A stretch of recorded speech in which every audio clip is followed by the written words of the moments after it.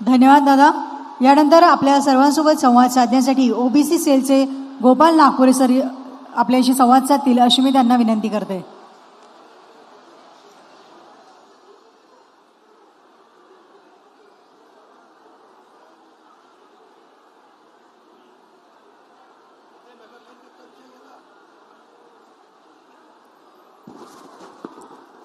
जय भवानी, जय भवानी, जय शिवाजी.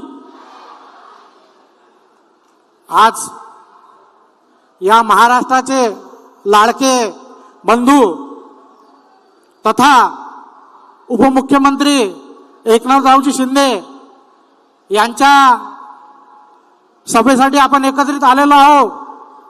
तत्पूर्वी मला काही शब्द म्हणायचे आहेत कि समरसता का दीप जला दो मातृभूमि की बाती पर, समरसता का दीप जला दो मातृभूमि की बाती पर, और शिवसेना का ध्वज गाड़ दो गद्दारों की छाती पर, और शिवसेना का ध्वज गाड़ दो गद्दारों की छाती पर.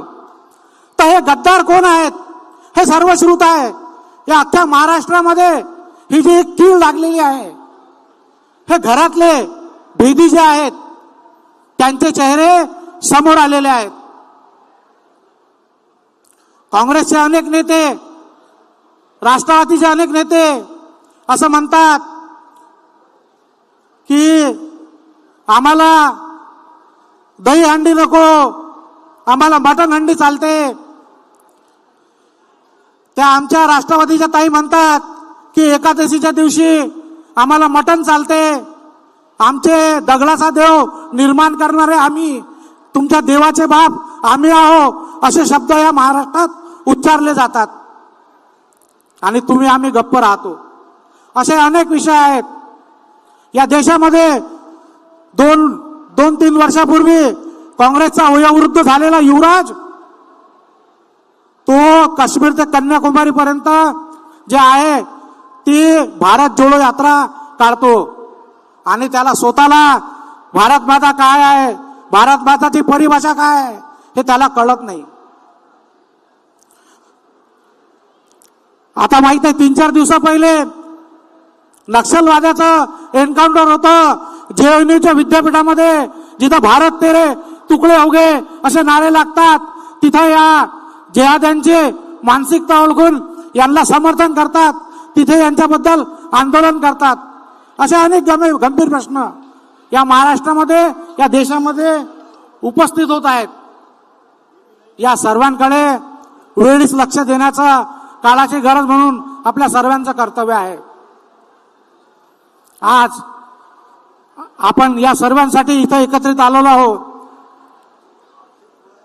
ह्या हिवरखेडची जी आहे, जी नगरपालिकेची निवडणूक असेल, तेल्हारा नगरपालिकेची निवडणूक असेल, अकोटची निवडणूक असेल, या तिन्ही ठिकाणी नारी शक्तीला आपण उमेदवारी म्हणून दिलेले आहे. 50% शासनाच्या नवीन जीवनानुसार त्यांचा राजकीय क्षेत्रामध्ये त्यांचा 50% वाटा आलेला आहे. आमच्या इथल्या नगराध्यक्षाच्या उमेदवार गुंगाळताई असतील, अकोटच्या चंचलताई पितांबर असतील, तेल्हाऱ्याच्या दीपाताई सिसोदिया असतील, ही नारी शक्ती आज आपलं नेतृत्व करण्यासाठी तयार आहे. आपल्या सर्वांनी आज त्यांना फक्त सहकार्य नाही, साथ नाही, आपलं मतदान सुद्धा त्यांना द्यायचं आहे. मतदान करताना जे जवळचे कार्यकर्ते असतात, जे जवळचे मित्र परिवार असतात, जे उमेदवारासाठी झटत असतात, त्या सर्वांना माझी नम्र विनंती आहे की सर्वात पहिले बाबांनो आपलं मतदान करा, आपल्या परिवाराचं मतदान करा. हे झाल्यानंतर आपल्या शेजाऱ्या पाजाऱ्यांचं मतदान झालं की नाही याची काळजी घ्या. नाही तर आपण दिवसभर धावपळ करतो आणि संध्याकाळी 4-5 वाजता माहीत पडतं की अनेक लोकांचं मतदान राहिलेलं आहे. जे लोक बाहेरगावी गेलेले असतील, ते तालुक्याच्या ठिकाणी गेलेले असतील, त्या सर्वांची निश्चितच आपल्याकडे यादी तयार असेल. त्या सर्वांचं सुद्धा लवकरात लवकर मतदान करून आपली टक्केवारी वाढवून घ्यायचं काम हे आपल्या सर्वांचं आहे. आपलं मतदान हे 70-75% वर गेलं तर निश्चित मी आपल्या सर्वांना खात्री देतो की आपल्या तिन्ही ठिकाणचे तिन्ही के आजच विजयी झाले. आपलं जर मतदानाची टक्केवारी चांगली राहील तर आपले नगरसेवक जे तेल्हाऱ्यामध्ये उभे आहेत, आपले नगरसेवक जे अकोटमध्ये उभे आहेत, आपले नगरसेवक जे आज हिवरखेडमध्ये उभे आहेत, या सर्वांना भरभरून आपले मतं मिळतील.